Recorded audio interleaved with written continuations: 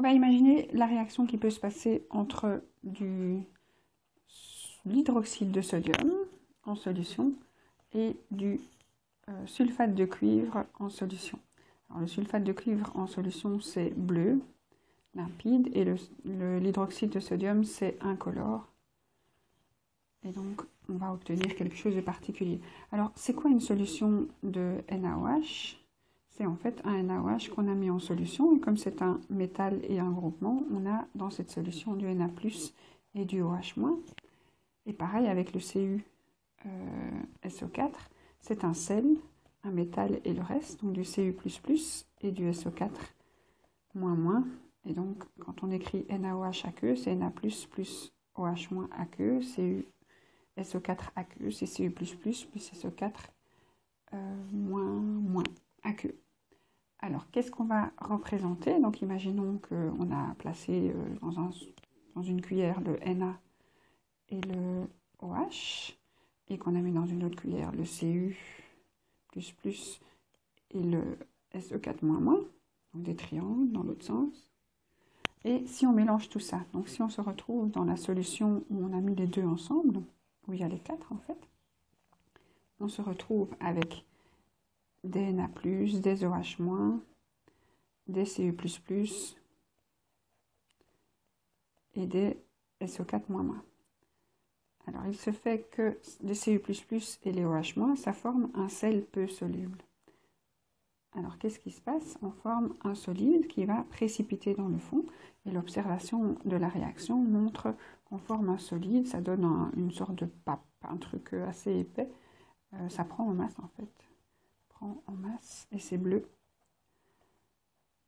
Et on forme, en fait, du cuivre avec de l'hydroxyde, du Cu et du OH. Alors, si on respecte les valences, le cuivre a une valence de 2. C'est le même cuivre, c'est du cuivre 2. Il a plusieurs valences, mais ici, c'est du cuivre 2. Avec le sulfate 1 suffisait. 2 plus avec 2 moins, un rapport de 1, pas d'indice suffisait. Mais ici, comme OH n'a qu'une valence de 1, les indices sont nécessaires. Il y en a du CuOH 2 fois.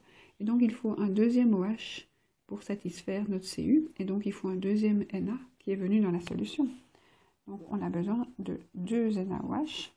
Et on va se retrouver avec le reste dans la solution. Il y a du Na+, du Na+, et du SO4-. Alors on écrit ça Na2 SO4 aqueux. Donc ça signifie que reste en solution, tandis que le CuOH est arrivé dans le fond. Alors ça, c'est si on fait bien 2 molécules. Donc on a mis 2 molécules de NaOH et une molécule de CuSO4, exactement les conditions stoichiométriques, ça s'appelle. Et donc, dans la solution finale, on a ceci qui est devenu du solide. Et dans la solution finale, on a 2 Na et un SO4. Mais c'est assez rare qu'on utilise exactement les bonnes concentrations. Donc, si on imagine qu'au lieu d'avoir mis 2 pour 1, on en a mis 4 de celui-ci et 3 de celui-là. Donc, si au départ, le nombre de moles de départ est de 4 NaOH et 1 CuSO4, ben le NaOH va disparaître 2 à la fois. Vous voyez que chaque fois que le OH- réagit, il en faut 2. Et le CuSO4 va réagir 1 à la fois, 1 Cu pour chaque 2 OH. Donc les coefficients 2 et le coefficient 1. Et donc ici, on va pouvoir faire réagir 2 fois le NaOH et ne plus rien avoir du tout. Et on va utiliser seulement 2 des 3 CuSO4. Alors comment représenter ça? On va représenter ça en présentant 4 NaOH, 4 petits carrés de Na et 4 petits triangles de OH-, et 3 CuSO4, donc 3 Cu++, j'ai dit 3 fois, mais c'est 2 fois, 3 Cu++, et 3 SO4-. On va y arriver. Ah, les triangles dans l'autre sens, c'est pas facile. Et le troisième SO4-. Alors, qui se recombine? Alors, se recombinent les Cu++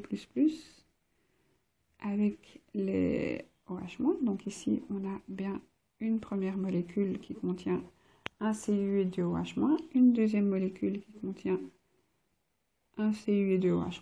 Donc on va fabriquer, de ce côté-ci, on n'en avait pas au départ, et on est en train de fabriquer avec les coefficients 1, les 2 molécules. Donc on a le même multiplicateur à chaque fois dans le problème stoichiométrique.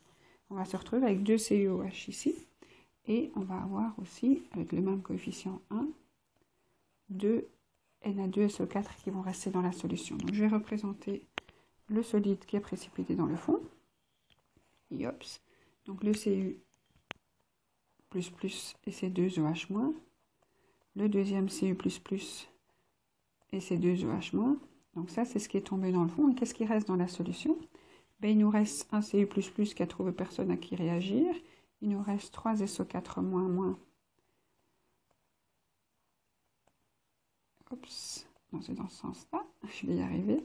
Et il nous reste 4 Na+, qui n'ont jamais réagi avec personne, qui sont toujours solubles. Et donc, ça, c'est tout ce qui reste aqueux.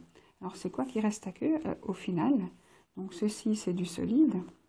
Mais tout ce qui reste aqueux, c'est 2 moles de Na2SO4. On voit Na, SO4, SO4. Donc, tout ça, c'est 2 Na2SO4. Et il nous reste 1 mole de CuSO4, Cu++, et le troisième de SO4 vient pour le Cu. Mais tout ceci, donc, est aqueux. Donc, si on voulait compter la quantité de SO4- en solution, on devrait tenir compte des SO4 qui sont dans cette molécule-ci et des SO4 qui sont dans cette molécule-ci. Donc, on peut avoir des calculs d'ions qui sont un peu complexes, parce qu'ils viennent de 2 solutions qui sont dans les réactifs en excès et dans les produits obtenus. Donc, ceci, c'est un excès d'un réactif, parce qu'un des réactifs, le NaOH, était en défaut. Donc, il est en défaut, il en manque, tout ne sait pas réagir. Donc, ça, c'est donc des conditions plus réelles, c'est assez rarement des conditions stoichiométriques. Voilà. Et donc, ici, j'ai représenté la variation du nombre de moles au cours du temps. Les réactifs disparaissent et les produits apparaissent, et toujours avec les coefficients stoichiométriques. Il y a un multiplicateur qui se reproduit partout et qu'on trouve du côté où ça réagit complètement.